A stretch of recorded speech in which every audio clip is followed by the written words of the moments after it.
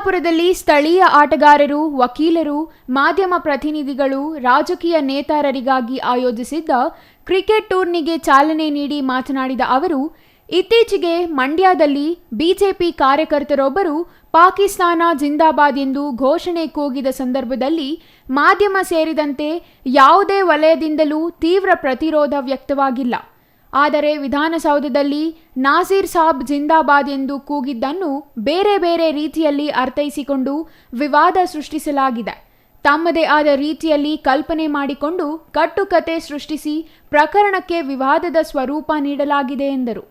ನಮಗೆ ದೇಶ ಮೊದಲು, ಆ ನಂತರ ಉಳಿದಿದ್ದು. ವಿಧಾನಸೌಧ ಪ್ರಕರಣದ ಬಗ್ಗೆ FSLನಿಂದ ಧ್ವನಿ ಪರೀಕ್ಷೆ ನಡೆಯುತ್ತಿದ್ದು, ವೈಜ್ಞಾನಿಕ ತನಿಖೆ ಆಗಿ ವರದಿ ಬಂದ ನಂತರ ನಮ್ಮ ಸರ್ಕಾರ ತಪ್ಪಿತಸ್ಥರು ಎಂದು ಕಂಡುಬಂದಲ್ಲಿ ಯಾವುದೇ ಮುಲಾಜಿಲ್ಲದೆ ಸೂಕ್ತ ಕ್ರಮ ಜರುಗಿಸಲಿದೆ. ಇಂತಹ ಪ್ರಕರಣಗಳಲ್ಲಿ ಕಟ್ಟುಕತೆ ಕಟ್ಟುವುದನ್ನು ನಿಲ್ಲಿಸಿದರೆ ಸಾಕಷ್ಟು ಸಮಸ್ಯೆಗಳಿಗೆ ಪರಿಹಾರ ದೊರೆಯಲಿದೆ ಎಂದು ಹೇಳಿದರು. ಅದು ಪಾಕಿಸ್ತಾನ ಜಿಂದಾಬಾದ್ ಅಂತ ಕೂಗಿಲ್ಲ, ಅದು ಕೂಗು ಬೇರೆ ತರ ಕೇಳಿ ಬಂದಿದೆ. ಅದನ್ನ FSL ರಿಪೋರ್ಟ್ಗಳು ಬರಲಿ, FSL ರಿಪೋರ್ಟ್ಗಳು ಬಂದು ಅದರ ಪ್ರಕಾರ ಏನೇ ಒಂದು ಕೆಟ್ಟ ಆಕ್ಷನ್ ಆಗಿದೆ ಎತ್ಕೊಳ್ಳಿ. ನಾಸಿರ್ ಸಾಬ್ ಜಿಂದಾಬಾದ್ಗೆ ಪಾಕಿಸ್ತಾನ ಜಿಂದಾಬಾದ್ಗೆ ವ್ಯತ್ಯಾಸ ಇದೆ. ಆದರೆ ಕೆಲವು ಕಡೆ ಮೈಕ್ಗಳು ಕರೆಕ್ಟಾಗಿ ಕೇಳ್ತಿರಿಂದ ಕೇಳಿಸಿರ್ಬೋದು. ಅದು ಎಲ್ಲ ಸೈಂಟಿಫಿಕ್ ಟೆಸ್ಟ್ಗಳಾಗಲಿ, FSL ಟೆಸ್ಟ್ ರಿಪೋರ್ಟ್ ಬಂದ ಮೇಲೆ ಅದ್ರ ಮುಂದಿನ ಡಿಸಿಷನ್ಗಳಾಗಲಿ. ಯಾಕೆ ಮೊನ್ನೆ BJP ಅವ್ರ ಕಾರ್ಯಕ್ರಮದಲ್ಲಿ ಪಾಕಿಸ್ತಾನ ಜಿಂದಾಬಾದ್ ಅಂತ ಹೇಳಿದ್ರಲ್ಲ, ಅವಾಗೇನಕ್ಕೆ ದೊಡ್ಡ ವಿಷಯ ಆಗಲ್ಲ. ಕಾಂಗ್ರೆಸ್ ಅವ್ರು ಮಾಡಿದ್ರೆ ತಪ್ಪು. ಅದೇ BJP 6 ತಿಂಗಳು ಮುಂಚೆ ಅದೇ ಪಾಕಿಸ್ತಾನ ಜಿಂದಾಬಾದ್ ಕೂಗ್ ಬಂದಿದೆ. ಅದೇನಕ್ಕೆ ಮೀಡಿಯಾ ನಮ್ಮ ಮಾಧ್ಯಮದ ಮಿತ್ರರು ಕೇಳಲ್ಲ? ತಪ್ಪು. ಎರಡೂ ಈಕ್ವಲ್ ಆಗಿರ್ಬೇಕು. ಯಾಕೆ ನಮ್ಮ ಪಾಕಿಸ್ತಾನ ಯಾಕೆ ಏನಕ್ಕೆ ಕೇಳ್ಬೇಕ್ರಿ? ಅದು ಎಲ್ಲರಿಗೂ ಗೊತ್ತಾಗಬೇಕು ಜನಕ್ಕೆ. ಸ್ವಲ್ಪ ಸೀರಿಯಸ್ನೆಸ್ಸು ಇದ್ದು ಮಾತಾಡಬೇಕು.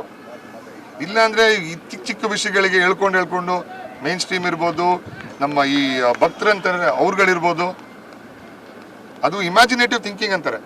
ಅವರೇ ಒಂದು ಊಹೆ ಮಾಡಿಕೊಂಡು ಹಿಂಗೆ ಒಂದು ಕತೆ ಕಟ್ಟೋದು, ಅದು ನಿಲ್ಲಿಸ್ಬೇಕು ಫಸ್ಟ್. ಚಿಕ್ಕಬಳ್ಳಾಪುರ ಮತ್ತು ಬೆಂಗಳೂರು ಗ್ರಾಮಾಂತರ ಜಿಲ್ಲೆಯಲ್ಲಿ ಕಾಂಗ್ರೆಸ್ ಕಾರ್ಯಕರ್ತರು ಒಗ್ಗಟ್ಟಾಗಿದ್ದು ಯಾವುದೇ ಸಮಸ್ಯೆ ಇಲ್ಲ. ಪಕ್ಷಕ್ಕಾಗಿ ದುಡಿದ ನಿಷ್ಠಾವಂತರಿಗೆ ಸೂಕ್ತ ಸ್ಥಾನ ದೊರೆಯಲಿದ್ದು ಯಾರಿಗೂ ಅನ್ಯಾಯವಾಗುವುದಿಲ್ಲ. ಕಾಂಗ್ರೆಸ್ ಪಕ್ಷ ಸಮುದ್ರವಿದ್ದಂತೆ.